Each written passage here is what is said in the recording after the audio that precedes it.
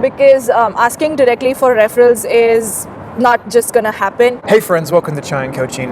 Rob here. In this video, Rashi is going to share her story of how she got several interviews with top companies to get an internship during this pandemic, and she's going to share her internship job search strategies for you guys. Check it out. Friends, thanks so much for tuning in. Rashi here. We're at the beautiful UIC, University of Illinois at Chicago campus. She reached out and is so excited to connect with her while we're visiting here on the weekend, and she has an amazing story. We're going to walk through kind of beginning to end her interview job search strategy, how to talk to recruiters, how to nail the interview, how to follow up. This is going to be really helpful for you guys. Rashi, go ahead and introduce yourself. Thanks, Rob. Thanks for having me. Hi, everyone. I am Rashi Desai, and I'm a current grad at the University of Illinois at Chicago. I am pursuing my master's in Management Information Systems, and that is a perfect confluence between business and technology, which is what I'm passionate about, and looking forward to talking to you today, Rob. Yeah, and where are you from? I'm from India. I did my undergrad in a state called Gujarat from Early College of Engineering, Ahmedabad. And I've been here in Chicago for more than a year now. I came in fall 2019, and it's been exciting. Yeah, looking Kem forward cho, to. welcome. Thank you. Hu majama chu, tame kem cho? Yeah, I love Gujarati food. Okay. So- You need to be my guest for the Gujarati food then. Definitely. And where are we? What is this beautiful background that we're? So this one is the University Hall, the tallest building in UIC, which is 28 floors, and I'm proud to say that many of the UIC business offices are back in UH, and all the beautiful buildings that you see are all our lecture centers where we have our lectures. It's just a pity that we are not able to be here on this beautiful campus in fall, but hopefully we recover from this pandemic really soon and get back to campus. Yeah, we're here at the Student Center. It's basically dead right now. Most college campuses in the US are dead, but we're only about 10-15 minutes from downtown Chicago. So this is a really cool location, beautiful place. And Rashi, tell us as we jump in here, what were the companies that you were able to get interviews with? Sure, that would be a pleasure to share. I started my journey by interviewing with PepsiCo, which is what I interned with past summer.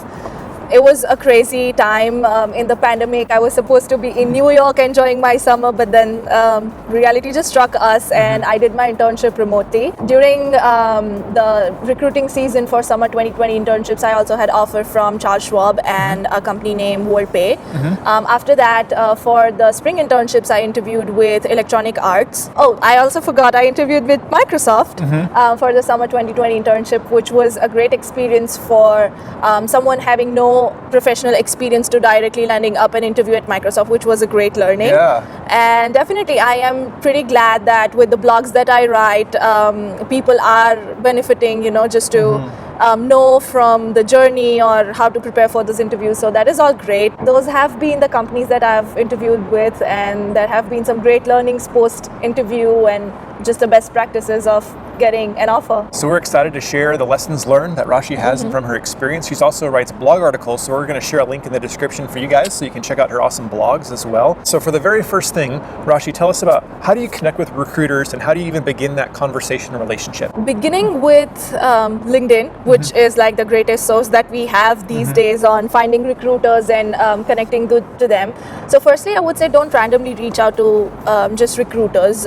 Find out the technical recruiters and the university relations or campus recruiters they have in the headline. So it is really important to see if they are campus recruiters and the technical ones. The second thing that I follow is trying to see if they are hiring for data roles or software engineering roles or cybersecurity roles. It really depends on what role you want to pursue your career in. So that is important to identify if they are actually hiring for the roles that you want to interview with. So that is something that I follow, and then maybe just a personal note saying hi, I am XX, and introducing yourself and keeping it short, asking them if they are available for a coffee chat or just a quick call to introduce yourself and you just align the goals, because asking directly for referrals is not just gonna happen. Yeah. So just We've made many videos and topics about exactly. You shouldn't ask strangers that you don't know for referrals. Don't ask strangers for jobs. Build the relationship. So mention more quick just about the coffee chat and a quick Sure. phone call. What does that look like and what's the purpose and how does that help? Right. So connections on LinkedIn is all about actually making a relationship, as you mentioned. It is about how well you know each other, and networking is not just about getting something out of someone. It's also what you contribute back to the community or to the person that you are talking with. So a coffee chat invitation can, just look like, hey, I am XX from this university, and I came across your post on something. Just go through their profile and see Yeah. what post have they been doing or what all activities they are involved in. Find a common talking point between you and the recruiter and say, this is something that I am really passionate about, or maybe just came across your post and I would love to talk more on that with you. So maybe if we could have a coffee chat at your convenience, or if we would just get on a quick call. So that is something that I follow, and most of the times with people that I've not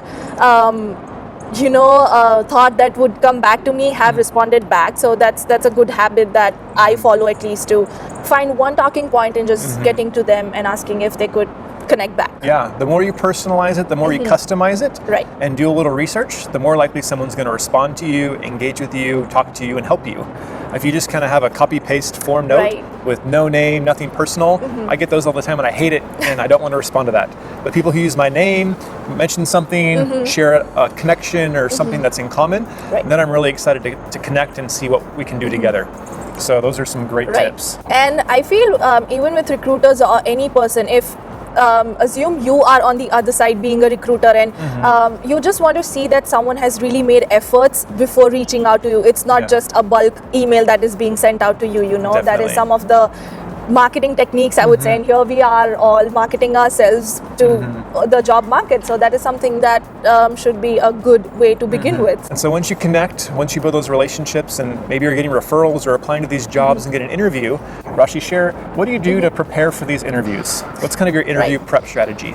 That's actually an exhaustive list of things that I do, starting with firstly go on the company's website. That is really important, because most of the recent developments or the things that they have been working on, they share on their website. So I start with doing that. Secondly, I just see what are their vision and mission, just to see if my goals are really aligning with the company's goals or not, because that is something that I would do for the next, say, 5 to 7 years. So I really want to see if my personal goals are something that would be fulfilled in that particular firm. Also, with the company that I'm interviewing with, I tend to find at least one anecdote or one personal story that I can relate to. For PepsiCo, I would say I've always been a fan of Pepsi or the cheddar jalapeno Cheetos, or something that is really their product, which they take pride in. Yeah. If you are talking to Charles Schwab, I am not a customer for them, but the very first building that I actually saw when I came to Chicago was the Charles Schwab office,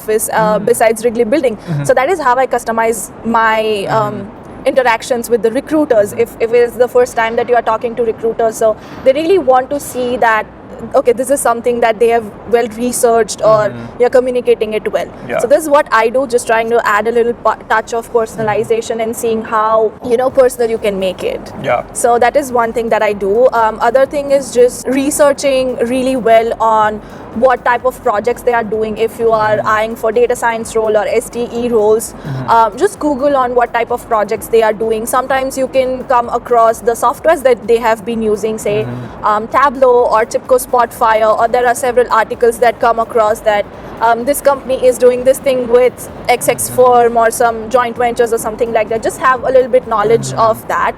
And for someone who, as me, who actually invests in stocks and have been an investor or something like that, I usually tend to keep a note of their current stock price. So that's one talking point for me as well. And the thing that I try to is actually have a list of achievements or all my endeavors so far. So every time that I am talking to the recruiter or any answer, I have one quality of mine or one strength of mine that I can illuminate or reflect on. So that is sort of the prep that I do, I would say. No, I love it. That's great. The more work you put into that, it really pays off Right. when it's game time. Yes. So our chai question for this video is, what is the hardest part of the interview process for you guys? Let us know in the comments. We'd love to see what you guys think is the hardest part during the interview or the interview process. Rashi, what do you think? What was the hardest part for you in the interview process here in America? Just finding the perfect answers for each thing. Yeah. Having those right answers is tough sometimes. The more you practice and think through those stories, that really helps. So you've done the hard work, you've got interviews, you've done the research.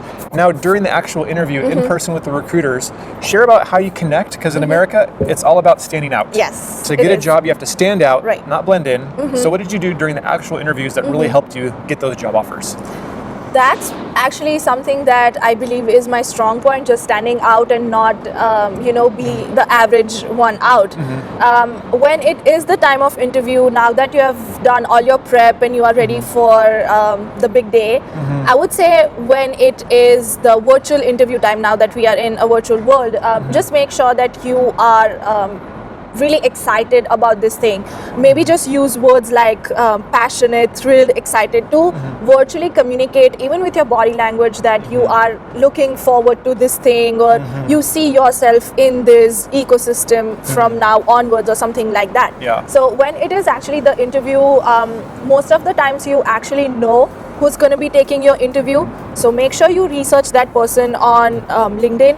If you find no common point on that, recently I had an interview with someone who is not from Chicago but had their LinkedIn profile picture with the Chicago bean. So I was just asking if the person had ever been to Chicago, or so that really reflects that you have done good background search on the person who is even interviewing yourself. Yeah. The next is really indulging in what they are talking, not just blandly sitting back, laid back, and listening to what they are. Sit straight and be involved in what they are talking. Use your body, use your assertive signs on what they are actually trying to say to you. Ask about the projects that they have been doing, challenging work that they find the driving them. So those are some of the things that I feel during the interview is really important, just making yourself really comfortable in that space. Even if you're nervous as hell inside, don't show it on your face, just smiling face, and that helps a lot. Because at times we have our trembling hands and not sure if this would go great. But I always go with this thing in my mind that what would be the worst case? I won't land up in an offer, right? But just giving your 100% is what I try to do on most of the time. That's great. It's all about making that connection. Right. Standing out, being yourself. Try not to be a robot with a script. Right. But the more you can stand out as a person rather than a number on a piece of paper. Recruiters are so subjective here in America. Yeah. They don't really care about how good your numbers are. They care about whether they like you or not. Right. And Rashi seems to do a really good job of making that friend connection and getting recruiters to like her, which really helped her out and stand out in that job search. Right. I would just say that recruiters mostly want to see what things are there in you which you can really bring to the table, and what can the firm benefit from. So every interview question, I would say, mostly starts with introduce yourself. So that is the main thing that you can nail into. And I randomly read this one time that you do not get a second chance to make your first impression. Yes. So when you are asked introduce yourself, it is the time that you really need to hit the nail in the coffin. So that is something that I try to do. Bring one point that can be the identifying factor for yourself. Say for me, if I'm introducing myself, I would say I'm a full-time technology blogger or something like that. Just an example. So after the interview, if they are coming back to you, they would identify you as, okay, this is the person who writes blogs, or this is the person who plays baseball, or something like that. It need not to be very technical, but something that can be your unique identifier, one thing that is your value proposition. Yeah, I talk about what is your hashtag? Yes, exactly. Or your kind of personal brand that's on top of just your degree. So I think that's totally great. For you, it's maybe a blogger. Yeah. Things like that. For me, it's being a chaiwala. Yeah. Chaiwalas do great these days. Exactly. All right, so last topic we're going to talk about, and it's a huge wasted opportunity, is the follow-up. Yep. What do you do after the interview to continue your journey in actually getting that job offer? How do you kind of seal the deal, continue to stand out, which some people just do the interview and then just wait and hope and cross their fingers, but there's so much more you can do, and share what you do, Rashi. Right. I would say the very first thing to do in sense of the whole follow-up process cycle is writing them an email very next moment as you finish your interview. So say you had your interview wrap up by afternoon, make sure that you send a thank you email by the end of the day. Yeah. That is very, very important, because not just you are judged on the basis of your interview skills or your communication skills, you are also being judged on the base of how good you are as team player, or just getting to the project management techniques. So that is something that you should definitely do. Reach out to them saying a short thank you. If you haven't connected on LinkedIn already, make sure you do connect with them with a personalized note, which is really important, and everyone stresses out on that these days, to send a personalized note. Other than that, if you don't hear back from them within a week, when they said that you would be hearing back soon, just feel free to shoot an email saying that, is there anything else in the meantime you would want to know from me, or hey, this is my GitHub account if you want to look through over my projects or something like that. And I've come across many people who say that send an article that might be a talking point between the two people. But I would say, rather than that, just be direct. With the American recruiters, I specifically found that they like people who are direct, not just playing around the bush. So be direct and say that I was hoping to hear from you, and let me know if there's anything else I can help you with, and looking forward to be in the whatever hashtag life or whatever the company prefers. So I would that say is something. just whenever you message or email an American, always have the call to action, the CTA. Yes, exactly. Don't just say, hey, hello, and wait for them to respond. I get so many messages that say hello or how are you. Right. Be friendly, but get to the point. Ask your question. Don't ask to ask a question. Right, exactly. I get some people that say, Rob, is it okay if I ask you a question? I just want you to ask the question. So what Rashi is saying is true. Be direct be polite, but be direct. Yes. Don't waste people's times, because if you do, they're going to forget you. Yeah, that's very true. And I would say, if you have prepared yourself well for the interview, if you just feel good about your own self, because a lot of times the imposter syndrome creeps on us the day before the interview, or even the morning of that interview, and we are just not sure if we are good enough for the position. So I mean, it's pretty natural to feel that, but then keep it aside for the time that you are going to interview, and just be your 100%, because what all work you have done is your own. It's not like a borrowed work which you are not confident putting across. So just be confident, and even if you are nervous, just try to be really polite and not show it on your face that you are not sure yourself if you would be able to crack this or not. You need to appear as if you are made for this job, tailor-made for this job, and you are the only one that can do this perfectly. So that is what should come across. Yeah, it sounds like you've learned a lot in how to do that well here in America.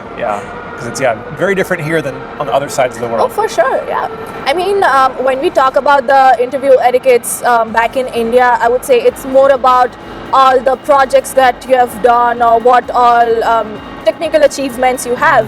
But here in America, I feel you can drive the conversation in the way that you want. It's not just always about the projects that you did. Obviously, you are here interviewing for a technical position, so that is.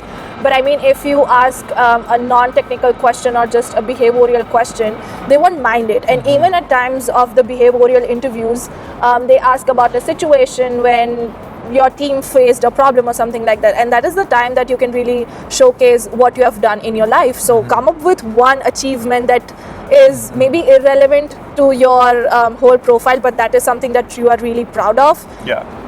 Make that across, and I'm sure every project has their own set of challenges and difficulties to come over. So that is, I think, what should be a good way to go ahead. Awesome. Man, this was great, Rashi. I learned so much. Congrats on being able to get interviews and job offers during the 2020 pandemic, being an international student here when it's so tough. Even in regular times, it's not easy getting a job. So props to you. Thanks so much for reaching out and wanting to share and help other people. Thank you so much for having me here today. Yeah, and if you guys are interested in hearing a video about UIC, University of Illinois Chicago, let us know in the comments. Maybe we can make a video about this awesome college as well. But again, Rashi, thanks so much. And you guys, thanks for tuning in. This has been fun. Don't forget to subscribe to Chai and Coaching. Connect with me and Rashi as well. We continue to help you guys out, be more successful in your cross-cultural journeys. And we'll see you guys next time. Cheers.